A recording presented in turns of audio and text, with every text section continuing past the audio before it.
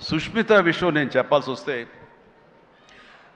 తను ఈ ఇండస్ట్రీలో తను రావాలి అని నిర్ణయించుకున్న తర్వాత ఫస్ట్ చెప్పింది రామ్ చరణ్కి, రా అని అక్క, నువ్వు డెఫినెట్లీ దిస్ గ్రేట్ ఇండస్ట్రీ, మనం ఇక్కడ అందరినీ మనం కనుక ఇది ఇక్కడ మనకి ఏం కావాలి, ఏ బ్రాంచ్లో మనం వెళ్ళాలి అని అంటే, నాకు అదేమి లేదు, సినిమా ఇండస్ట్రీ నేను ఎందులో నేను రాణించగలను అనేది నాకు ఐడియా లేదు. ఫస్ట్ ఆఫ్ ఆల్ ఏదో ఎంటర్ అవ్వాలి అంటే ఓ పని నా కాస్ట్యూమ్స్ అవి చూసుకోండి. రంగస్థలంలో తన కాస్ట్యూమ్స్ గురించి, రంగస్థలంలో కాస్ట్యూమ్స్ ఏమున్నాయి పాప, ఏముంటాయి అంటే ఏదోనా సరే లుంగి కానీ అది కానీ ఆ గెటప్ కోసం అని చెప్పి తను సుకుమార్ వాళ్ళందరి దీంట్లో డిజైన్ చేసుకుంటే చాలా రస్టిక్గా ఉండాలి, చాలా ఇద్దా ఉండాలి అంటారు.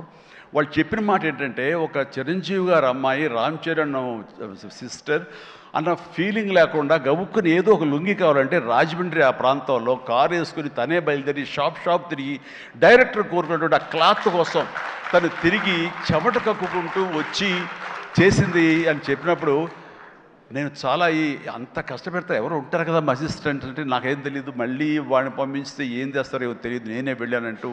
అంటే కష్టానికి నెరవక నాన్న నుంచి కానీ తర్వాత తమ్ముడి నుంచి కానీ ఈ ఇండస్ట్రీలో రాణించాలంటే కష్టం ఒక్కటే పరమావధి, కష్టం ఒక్కటే నిజమైనటువంటి ఆయుధం, ఆ ఊతం అని తెలుసుకున్న మనిషిగా నాకు చాలా ఆనందం వచ్చింది. తను ఏవైనా ఇండస్ట్రీలో చేయగలదు, సాధించగలదు నమ్మకం. ఫస్ట్ టైం ఆ రాజమండ్రి వీధుల్లో తను ఎవరో మర్చిపోయి ఒక కాస్ట్యూమర్ లాగా పరిగెత్తిందంటే that is the best thing. నేను దాన్ని మనస్ఫూర్తిగా దాన్ని హర్షిస్తున్నాను, వెల్కమ్ చేస్తున్నాను. ఆ తర్వాత నేను సినిమాలు చేద్ది ప్రొడ్యూసర్గా రాణించాలని చేయాలనుకుంటున్నాను, నాకు ఇంట్రెస్ట్ కలుగుతుంది, ఇక్కడే సెటిల్ అవ్వాలనుకుంటే. ఇది వండర్ఫుల్ ఇండస్ట్రీ అమ్మా, ఇక్కడ నువ్వు రాణించాలి అంటే కనుక ఖచ్చితంగా నీకు అవకాశం ఉంటుంది. ఇది ఒక దీనిలాగా ఎంతమంది వచ్చినా సరే అంతమందికి ప్లేస్ ఉంటుంది. అది ఎవరు రాణిస్తారు ఎవరు రాణించరు అనేది మన వ్యక్తిగత కష్టాన్ని బట్టి, మన యొక్క గోల్స్ని బట్టి ఉంటాయి ఇక్కడ. కాబట్టి ఇంకొక విషయం, ఇండస్ట్రీ ఈ పరిశ్రమ, సినీ పరిశ్రమ అనేది అద్దం లాంటిది. మనం ఎలాగా ఉంటామో మన స్వభావం కానీ, మన ఆహార్యం కానీ, మన థాట్స్ కానీ, మన స్వభావ భావాలు కానీ, ఇవన్నీ మన వ్యక్తిత్వం కానీ ఎలా ఉంటుందో అలాగే మనకి రిజల్ట్ కనబడుతుంటుంది. ఆ అద్దం కూడా మనం అలాగే చూస్తుంది, ఇండస్ట్రీ కూడా అలాగే మనకి రిజల్ట్ ఇస్తుంటుంది. నీ వ్యక్తిత్వం బాగుండాలి, నీ అప్రోచ్ బాగుండాలి, నీ కష్టం బాగుండాలి, అంతకంత రిజల్ట్ ఇస్తానే ఉంటుంది ఇండస్ట్రీలో.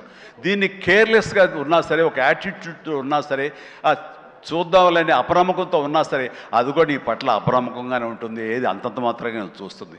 నేను అనుభవపూర్వకంగా చెప్తాను. అన్నప్పుడు నేను ఫస్ట్ సినిమా చేయాలనుకుంటే మా ఇంట్లో ఉన్న హీరోస్ తోటి ఏ హీరో తను కాదంటారు, ప్రతి ఒక్కరిని ప్రతిరోజు కలుస్తుంది, ఒక కత్తి తెచ్చుకుంటే ఏ హీరో తనకు కాదంటారు.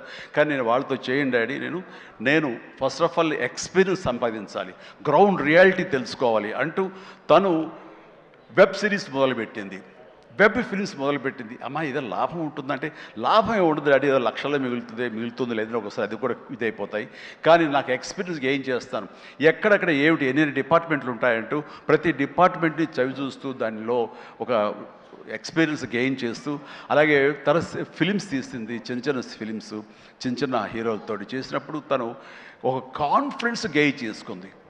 అంతేగాని మాకు రెడీమేడ్ కేక్ వాక్ ఇక్కడ సినిమా తీయటం, మా అండదండలో నాన్నగారు వాళ్ళందరూ ఉన్నారు కాబట్టి అని అనుకోలేదు.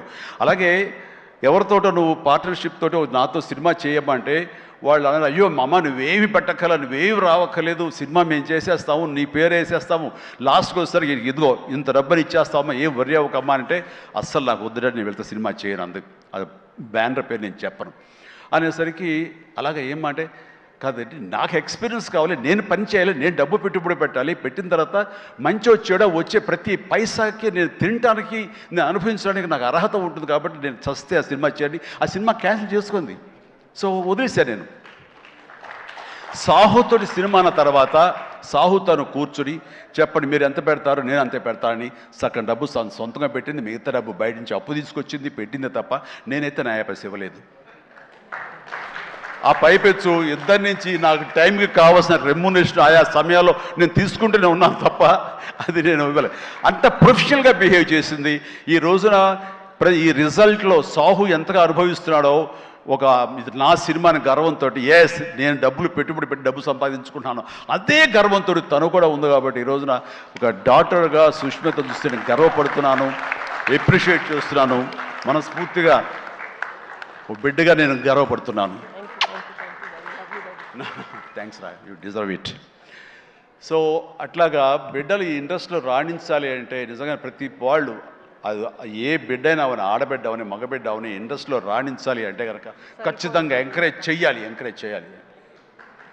ప్రతి. ఇది గొప్ప ఇండస్ట్రీ అండి. ఇక్కడ ఎవరైనా రాణించలేదు, ఇక్కడ ఏదైనా నెగిటివ్ పీపుల్ ఉన్నారు, ఇక్కడ మాకు ఇలాంటి బిట్టర్ ఎక్స్పీరియన్స్ జరిగి అంటే కనుక అది నీ తప్పిదం అవుతుందని నేను అనుకుంటున్న ప్రగాఢంగా నేను నమ్ముతున్నాను. నువ్వు స్ట్రిక్ట్గా ఉండి సీరియస్గా ఉంటే కనుక ఏ ఒక్కటి అడ్వాంటేజ్ తీసుకోవడానికి ప్రయత్నించారు. ఎలాంటి ఏదంటే క్యాస్ట్ కావచ్చు అలాంటివి ఏమి ఉండవండి. నీ బిహేవియర్ బట్టి ఉంటుంది. మీకుండే అభద్రతా భావంతో ఏమో అలాగేలా ఉండాలేమో అని ఉండకూడదు. ఎస్, నువ్వు ప్రొఫెషనల్గా ఉండు, అవతల కూడా ప్రొఫెషనల్గా ఉంటారు. ఈ ఇండస్ట్రీ అనేది ఒక అద్దం లాంటిది. నువ్వేమి ఇస్తావు తిరిగి నీకు అదే వస్తుంది. కాబట్టి ప్రతి ఒక్కరికి ధైర్యంగా పరిశ్రమకు రావాలి అనుకుంటే కనుక కృత నిశ్చయంతో, దృఢ సంకల్పంతో, హార్డ్ వర్క్ని ఆసరాగా చేసుకుని రండి. ఇది గొప్ప ఇండస్ట్రీ. మీరు అందరూ రాణిస్తారు, చేస్తారు. అది ఆడబిడ్డలు కానివ్వండి, మగవాళ్ళు కానివ్వండి, ఎవరైనా సరే. సో అది నేను వెల్కమ్ చేస్తున్నాను. దానికి ప్రత్యక్ష సాక్ష్యం సుష్మిత, అలాగే దత్తు గారి పిల్లలు స్వప్న, దత్, ఇలాంటి వాళ్ళందరూ కూడా ఎంతోమంది. ఇది ప్రధానంగా ఇంత డిస్ట్రిబ్యూటర్స్ తరపున మాట్లాడిన సుప్రియ, వీళ్ళందరూ కూడా ఆ స్థాయి వాళ్ళు.